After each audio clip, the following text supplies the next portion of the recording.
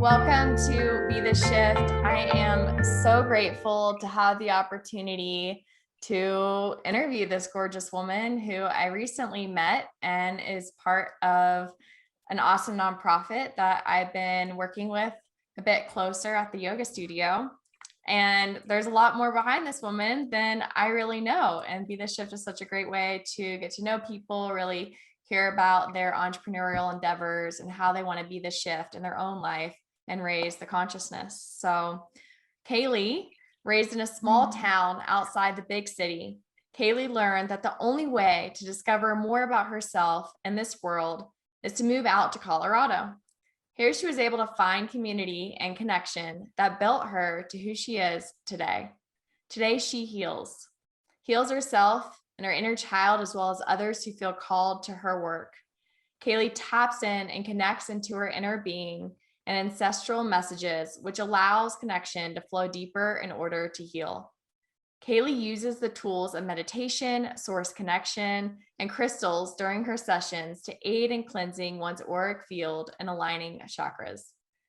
Through the journey, she found a love for showing up in the most authentic way and choosing the self over the social norms.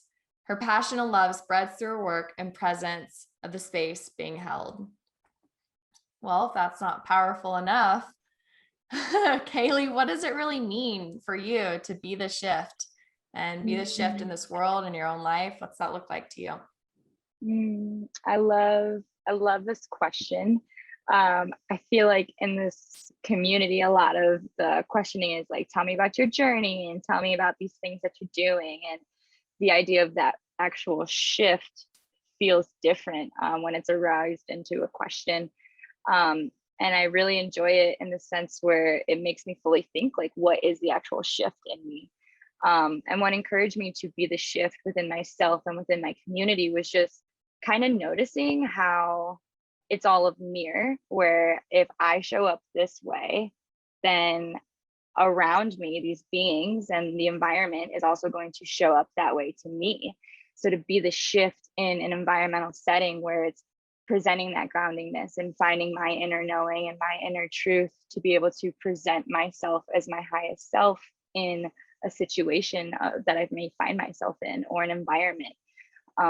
So it's just felt really good to come into that shift in the self where you can see yourself presenting yourself as a total different version than you see yourself a year ago. And yeah. It seems like being willing to keep getting curious about your own shifting to the point where you can meet someone authentically where you're at, and then also be willing to keep going internally more and more to show up for people in a very present way. I mean, that's been my experience of you, is you do your own work so much in your own healing journey and your own introspection that you're able to really show up presently and authentically. And that's so much of the gift, right? Yeah, and I think that's the biggest part of that shift that I'm seeing in myself and in the presence of other people, is overall being present and being in a state of groundingness where you're able to give that full presence. And I think that's where I'm really seeing the shift in myself as well as my community. And it's a really beautiful thing to be a part of. So you mentioned that you felt like one of your biggest choices on your journey was to move out here to Colorado. And I'm curious, how that move to Colorado impacted or affected your health journey, your entrepreneurial journey. Where did that start to emerge in, as yourself as a healer and how you self-identify? Such a beautiful question. Definitely a rabbit hole question. To make it short and I was raised in a household that was very traditional. I came from a Mexican heritage. My dad is also Irish and Native American. So when those mix of cultures came into one household, at the end of the day, it was very American culture. I would say I didn't get a lot of like my heritage or anything like that. It was very picket white fence. We go to work, we go to school, and this is how we show up in the world. And I was in a relationship where everything started to seem like it was blossoming and new opportunities were arising. And the question of moving out to Colorado came into my field. And there was something in my lowest belly that told me, if you don't go out to Colorado right now, you'll never leave home. And home for me is a very small town outside of Chicago, called Ottawa. I went and graduated with the same people that I went to the first grade with. You know, it's one of those schools where it's very, everyone knows your story, everyone keeps you to the story, and this is the life you live. And when I moved out to Colorado, major shifts started happening in me where it was, your mother is no longer cooking your food, you're taking care of yourself, you're doing all these things so that you can be your adult version. How do you want to show up? And then I started going through so many different things where it was an understanding where my truest being, I have to honor it. And if I don't honor where I am or what I truly want to do or how I want to show up, it creates a major frustration and shift in energy for me where I feel like I have to run away. And I started shifting my mindset where it was, rather than running away because I don't agree or I don't resonate or I don't connect, how can I still show up and be here and dive a little deeper into why I don't connect and why I don't feel aligned? And those all started by changing my health and changing what I was eating. I went vegetarian one morning. I just woke up and cold turkey, completely quit everything. And then I really started drinking a lot of water. And I think that's really where the shift of consciousness and health within started for me, was shifting into a lot more water, a lot less sugar, more natural sugars, and just eating more of what came from the earth and what's not processed and what I wasn't raised on necessarily. And then I started finding meditation and yoga, and then I really started finding a peace of mind. So the shift really all started happening kind of like a domino effect, where it was, I changed one small thing and then another and then another and then another. And now we're here. Yeah, just putting one loving step in front of the other and following that lower gut.